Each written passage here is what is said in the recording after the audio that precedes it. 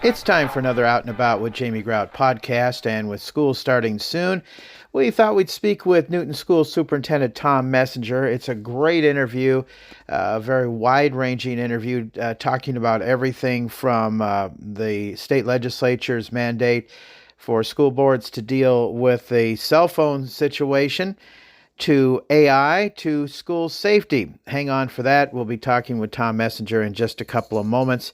But first, a word from our sponsors, including Newton Clinic. If you're feeling under the weather, Newton Clinic offers same-day appointments to get you feeling better, faster. Call or text 641-792-2112 to schedule your visit at Newton Clinic today. And they want to welcome their new provider at Newton Clinic, Kenzie Heiser. They're excited to introduce her to you. Check her out, Kenzie Heiser. She's taking new appointments at Newton Clinic. Also, Ryan's Tire and Auto on First Avenue in Newton, where they take pride in delivering more than just tires and vehicle maintenance. They provide an unwavering commitment to great service every time. As a locally owned and operated organization and business, they are proud to be a small business that understands the importance of building lasting relationships with their valued customers. Their team of dedicated professionals is passionate about automobiles and is committed to going the extra mile for you. At Ryan's Tire and Auto on First Avenue in Newton. And also by Advantage Credit Union. Financial fitness doesn't happen at the gym. This is your spotter, Ashley from Advantage Credit Union. We'll do the heavy lifting while you gain the power of loan pre-approval. This kind of muscle means you know exactly how much you can borrow for that next vehicle and what your payments will be. Plus, you have 30 days to shop any dealership for your purchase to work out. ACU membership is better than a gym membership because you actually own the place. Local money, local decisions, local service, and locally owned by you. Subject to credit approval, member NCUA. It's time for another Out and About with Jamie Grout podcast, and this time around we're going to be talking with Newton School Superintendent Tom Messenger.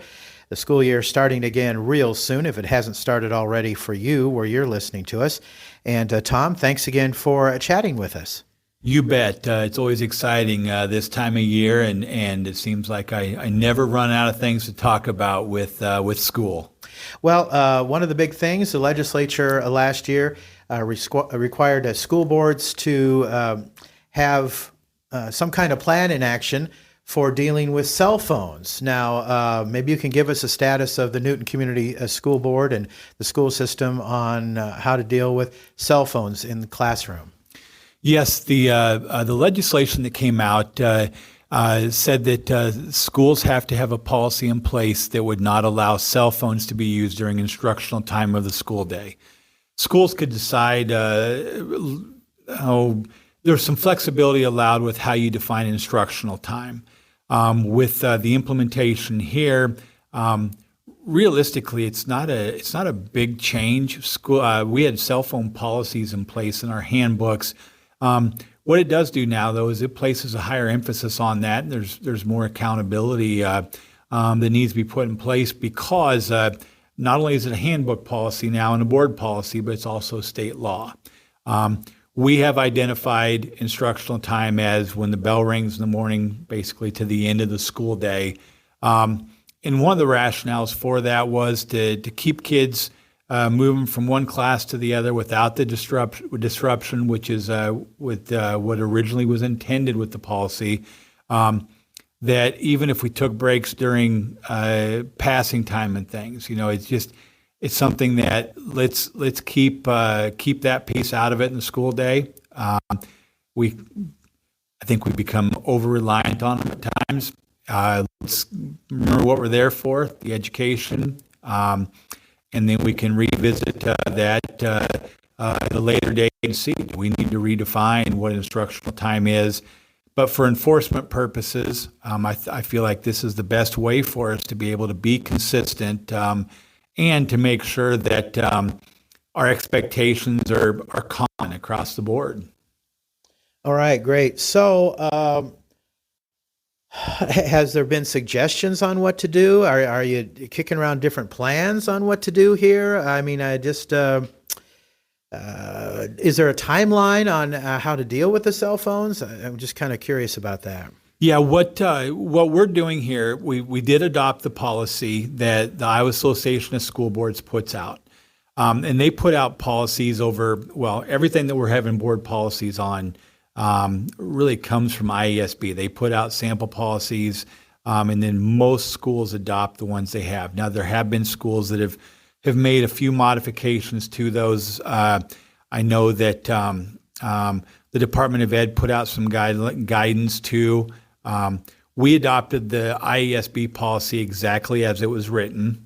The timeline of it is that our buildings are going to be going through the policy with the students the first 2 days of school, and then we're going to begin that right away. And bottom line, we're asking, same thing we've always asked, cell phones not be out on desks. They need to be put away in backpacks or in lockers or just kept out of sight, not being used. Is this for all age groups? All age groups. Okay, now elementary, middle school, and high school? All age groups.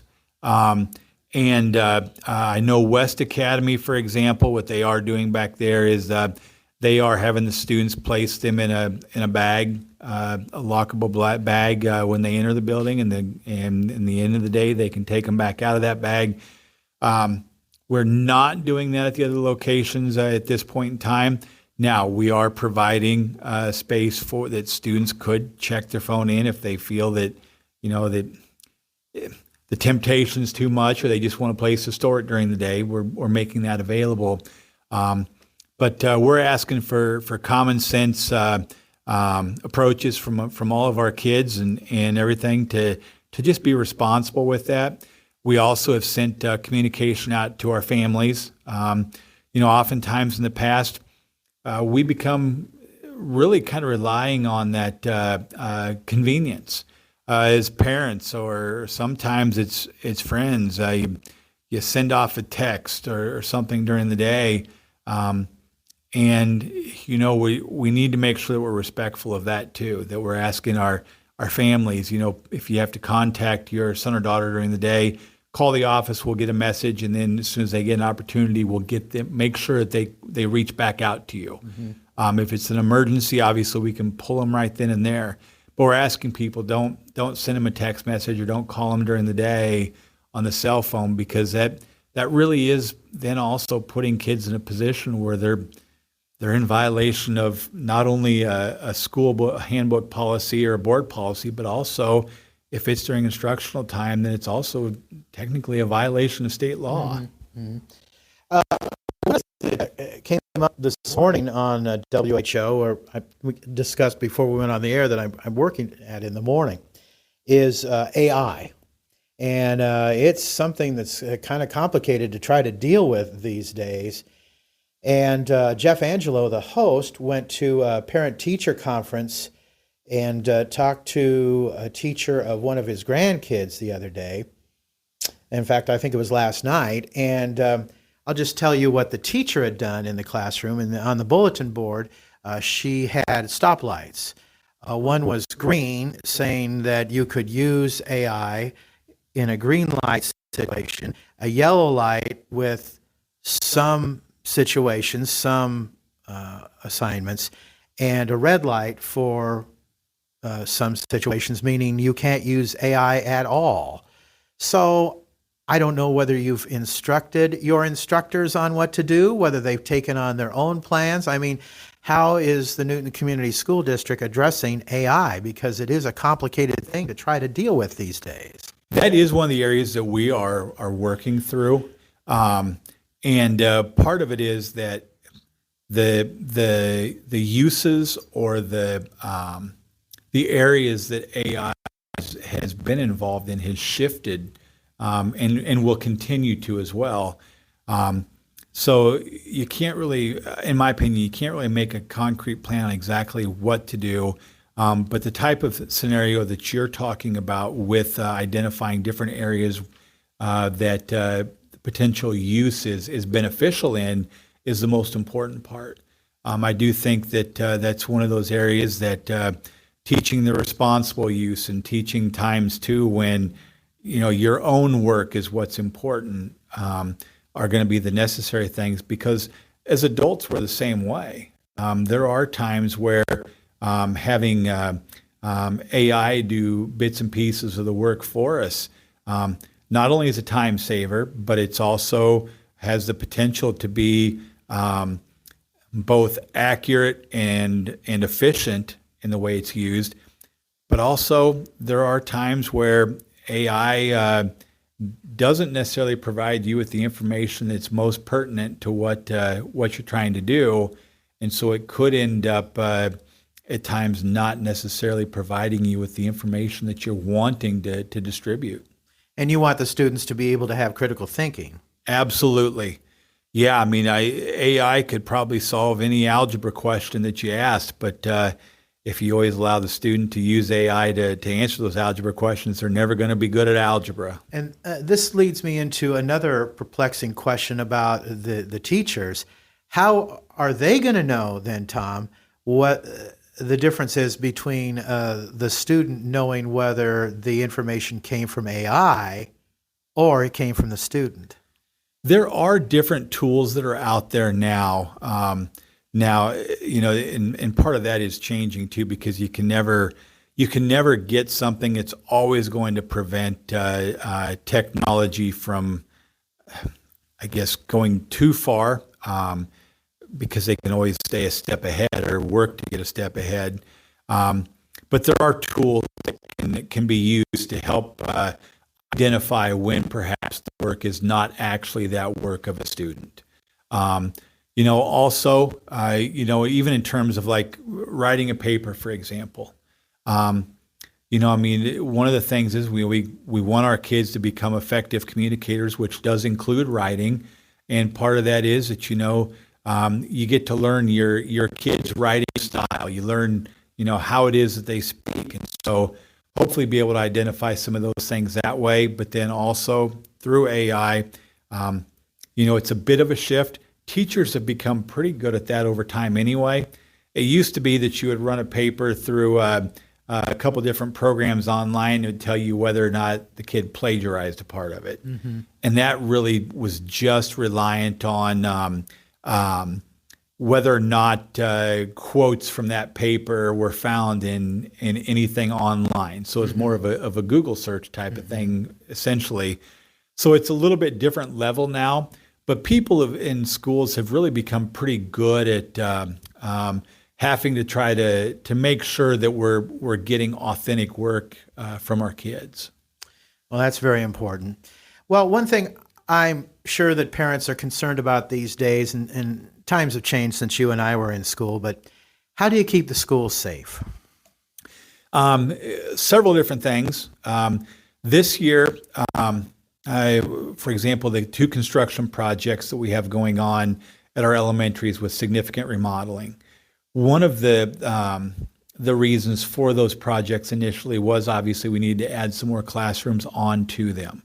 But at the same time, when this work had even come about, and this was before the School Safety Task Force met and released the report, our plans had already built into place secured entries with a double door vestibule, just like what we have at the Berg Middle School, where you don't enter in through an outside door and just go straight into the hallways of the school. You'll go in the outside doors, then you enter in through the office. So it's more of a controlled access point. We also have different things in place with our exits at all of our buildings. They're locked throughout the day. A number of those exits that are regularly gone in and out of, like whether it be to the parking lot or to the recess facilities, things like that, they're hooked up to our system where the adults use either their fob or the app on their phone to gain access that way. Mm-hmm. We have reviewed and revisited our entire emergency operations plan. The school resource officers are working with all of our staff on emergency drills and training. We'll have full-blown drills with our students and staff. Schools have done it, I know, ever since I was a little kid, fire drills and tornado drills. Well, now we're adding in other types of emergency drills as well. and it is something that's scary. I mean, I get that. And it can be sometimes overwhelming to kids or to adults. Mm-hmm. So we're making sure that we communicate with people that, we're doing these things for the same reason that we do a fire drill or tornado drill. We hope we never have to really fall back on that as something that we have to do. But if you don't ever practice it and you don't ever do a drill over it and walk through it, you're never going to know what to do if the situation were to arise. You won't be ready if the time ever comes. Hopefully Absolutely. It won't. So I noticed that when I even came into the administration building that I had to ring the doorbell to be let in. So, yeah. You brought up school construction. How's that going along, Tom? Really good. I think that, it's easy for me to say really good. It's a bit stressful on some of our staff at Thomas Jefferson right now. Mm-hmm. School starts August 25th,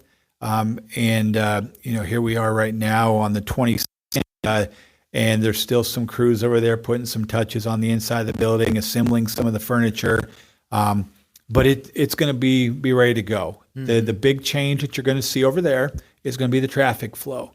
And I know a lot of parents saying, thank goodness for that. I tell you what, a normal year, though, we would have all of that concrete poured. The parking lot would be done. The driveway would be done. This July was the wettest July I've ever seen. Mm-hmm. So as a result, the cement's not all poured yet. Mm-hmm. Last night for our back-to-school night, we had buses shuttling families over to TJ from here in central office. And it worked out good. They actually, a lot of smiles getting off the buses. They wanted to see where their teacher's classroom was and those types of things. But we are doing a similar thing with our kids next week for school. We're going to start the year off like we ended it. Drivers will be able to pick up their kids here at central office. We'll bus them over here. Mm-hmm. We're anticipating 2 to 4 weeks before all of the concrete is poured over there and we're able to drive on it. So it's going to be a few weeks of a small inconvenience, but we're going to be in the building. It's ready to go. We've got 4 new classrooms over there we're using this year. The office structure is newly reconfigured, and we're ready to start school. Well, fantastic. That's great that it's moving right along. You gave a program at Rotary, which I am a member of, and you are also a member of. It was fantastic, and you brought 3 of your principals there. And I don't know if you remember, but I was quite touched by a couple of topics that came up and had to do with me personally. One of them dealt with bullying, and one of them about being what they call being held back. Back in the day, they called it being flunked a class. And we got into a discussion today on WHO about whether you should about chili and cinnamon rolls. And now it was a silly morning show type discussion because here at the Newton Community School District, we always loved our chili and cinnamon rolls. And I would eat my chili first and then have the cinnamon rolls.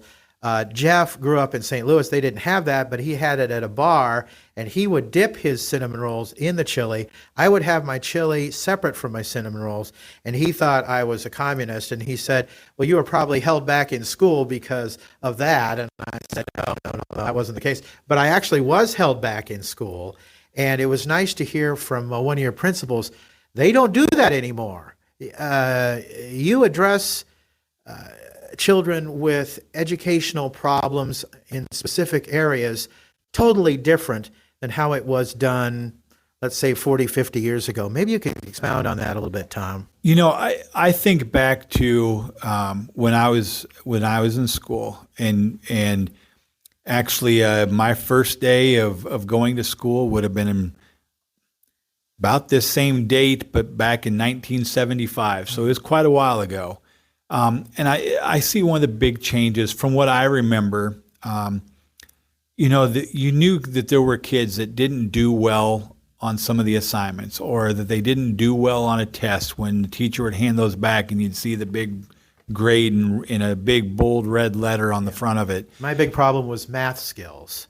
And luckily I got into a business where I talk for a living. I don't have to do algebra or anything like that. You learn where your strengths are. Yes, right. Anyway. But everybody was, everybody's just kind of lumped together. And if you're one of those kids that flunked a test or you didn't do well on it, it seemed like the common thing to do was you got held inside at recess and you had to do more practice problems. Mm-hmm. I really believe that one of the biggest changes in education, and I think that our elementary buildings here are the textbook example of exactly what needs to be done.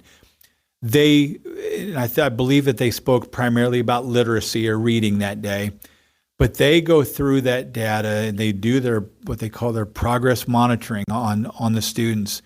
And so it's not waiting until a kid necessarily does poorly on a test to provide help. They know that when a kid starts to fall behind in a certain area, that there are different things that we can do to help them get past it. Because there's a good chance if you struggled with this set of problems the first time around, me putting another page with those same types of problems on in front of you probably isn't going to get a lot better results. Exactly. Yeah. Mm-hmm. So it's putting together those. Once we're able to monitor and identify the areas that kids are struggling, it's knowing the different strategies or some of the different tools that we can put in place so that way you don't have to fall further behind, or that also sometimes a kid falls further behind because by that point, now they're pretty frustrated. Mm-hmm. They don't feel like they're able to do it. They're upset. And once a kid decides that they can't do something, now you've got more than just a struggle in math to deal with. Now you've got self-confidence. You've got a number of different things.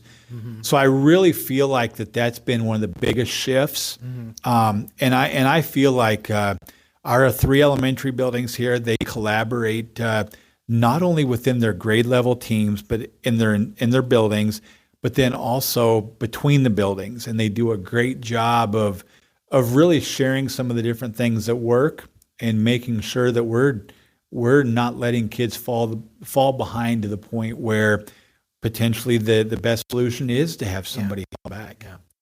Yeah. My dad, who came to Newton as a speech debate and drama teacher, and my mom tried to do that, and they thought they were doing right, holding back. I had a math teacher say, "We'll work next year and give him special focus on math because he's having so many problems with it."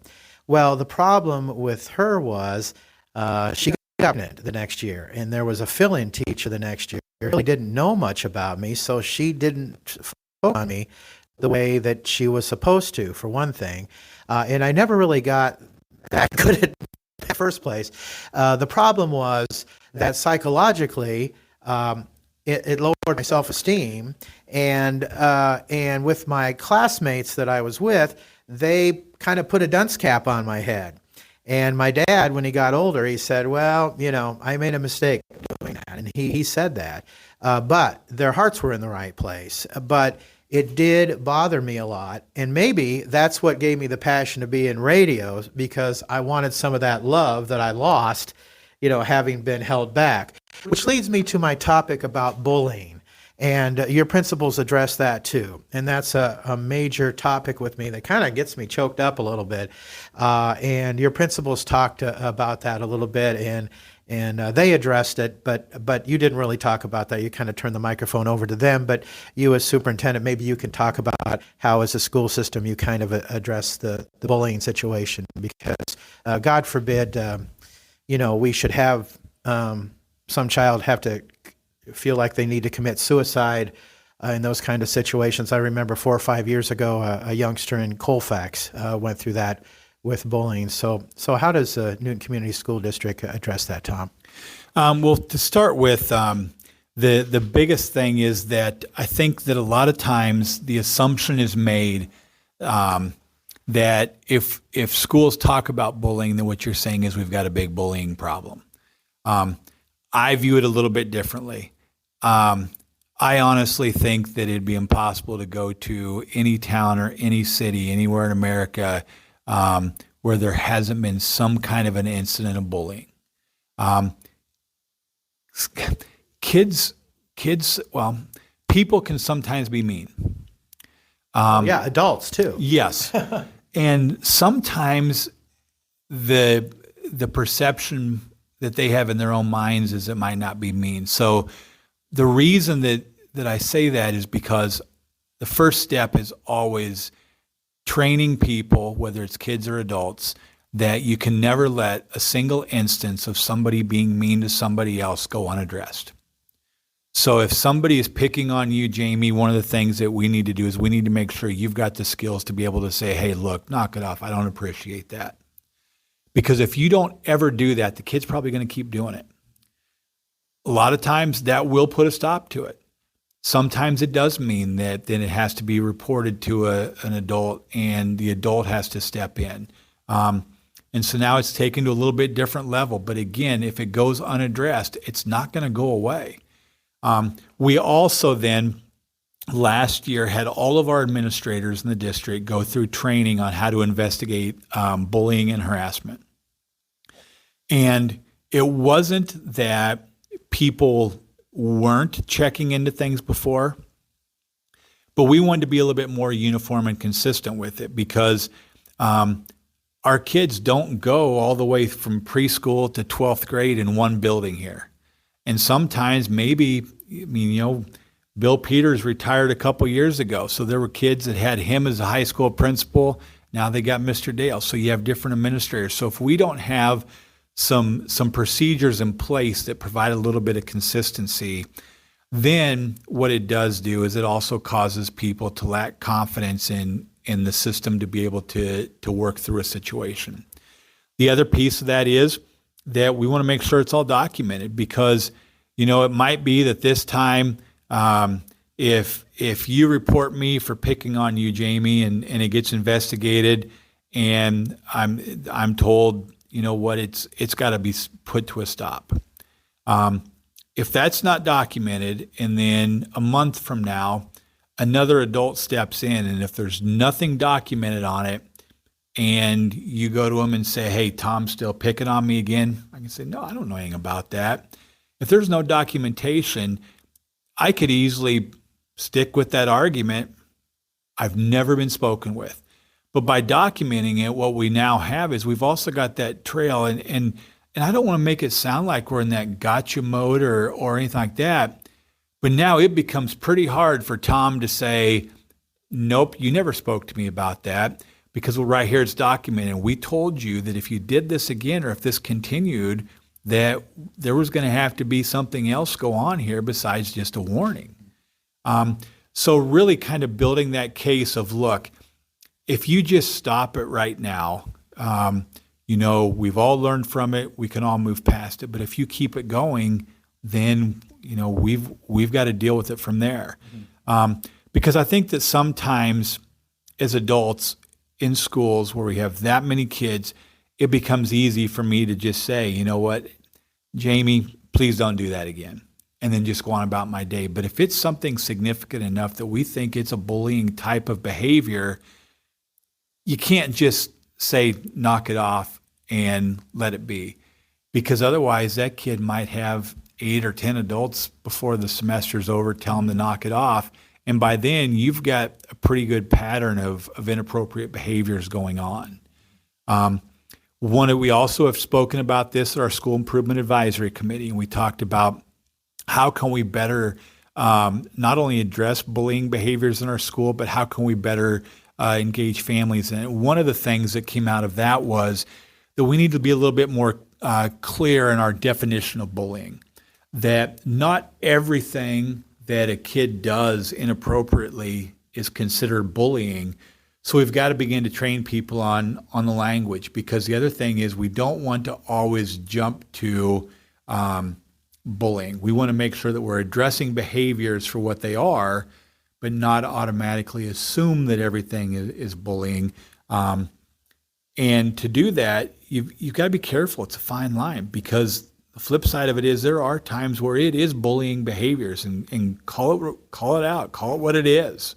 So I think it's just really kind of building that core set of expectations. Mm-hmm. Here's the things that we expect in school. Here's the type of behavior we expect. Here's the type of behavior that we don't tolerate in school. And then once it's something that you don't tolerate in school, don't ever bend from that. Don't tolerate it once and say, well, it just happened one time. You address it every single time. And then the flip side, when kids are doing things appropriately. So if Jamie, if you're to see somebody getting picked on and you step in and say, hey, don't do that. That's not acceptable in the Newton Community School District. If I see that as an adult, I need to go up and address that too. You know what, Jamie, thank you very much for addressing that. One of the expectations that we have here is that when we see inappropriate behavior, when we see somebody being disrespected or picked on, that we address that behavior. You did a great job with it. Because if you don't let kids know that you appreciate them stepping in on that too, then they're not likely to continue with it. So it's kind of that all-around approach of it's got to be addressed all the time, every time. Let's turn the conversation around at 180 and talk about positive things here and things that you take pride in with the Newton Community School District.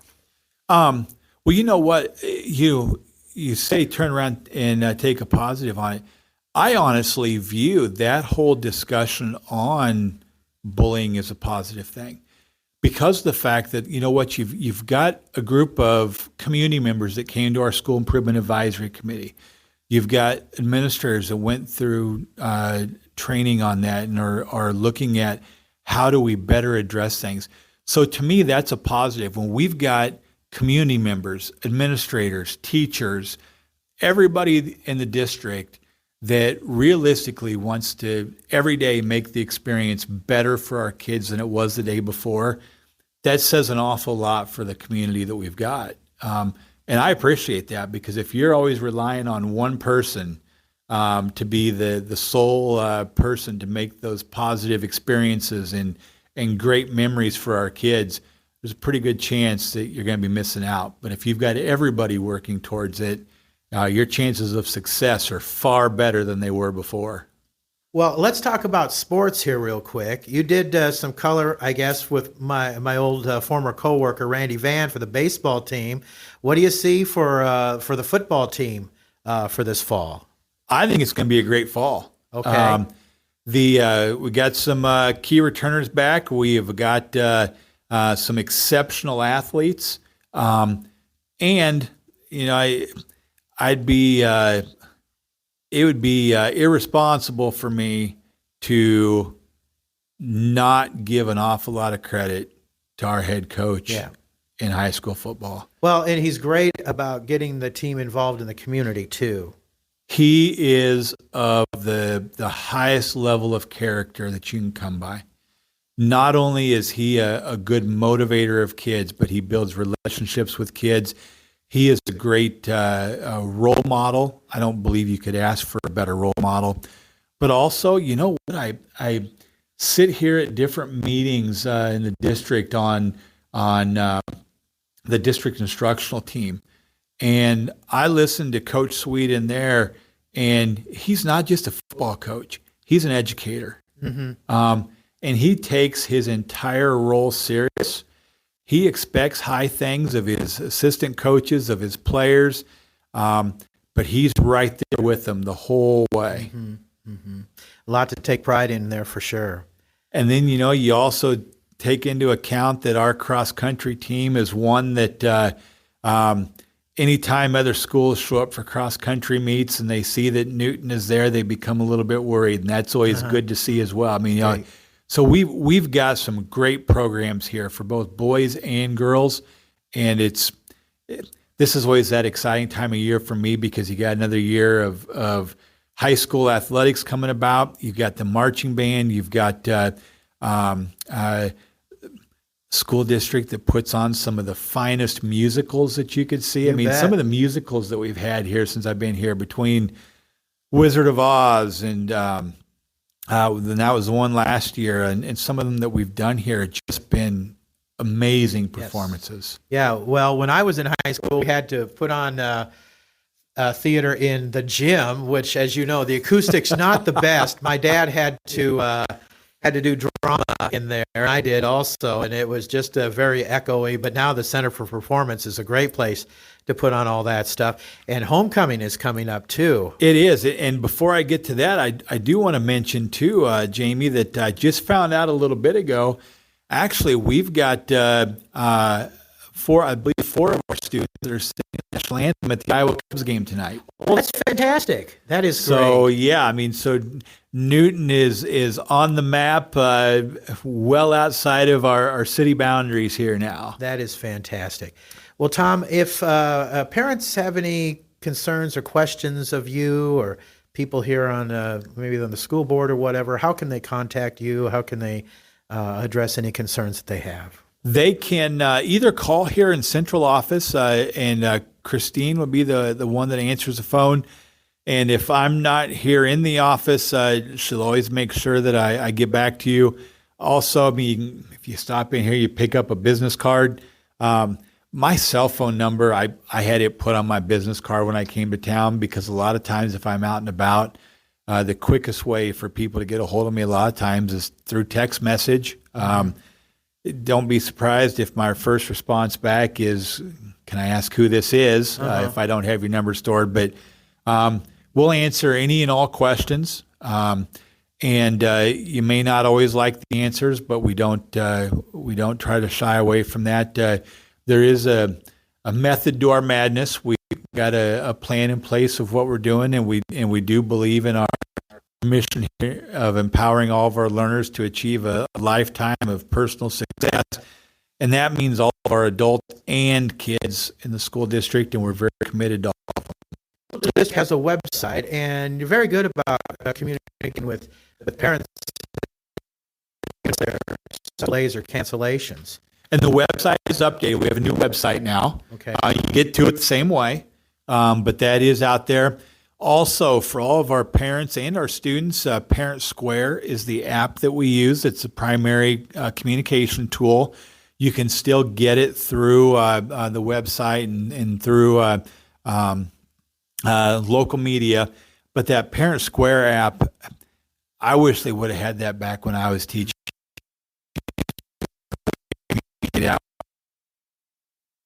Much more efficient manner. Kelly Sorensen here in central office is the person that can help you get set up on Parent Square if you're not set up on it yet. She is an expert on it.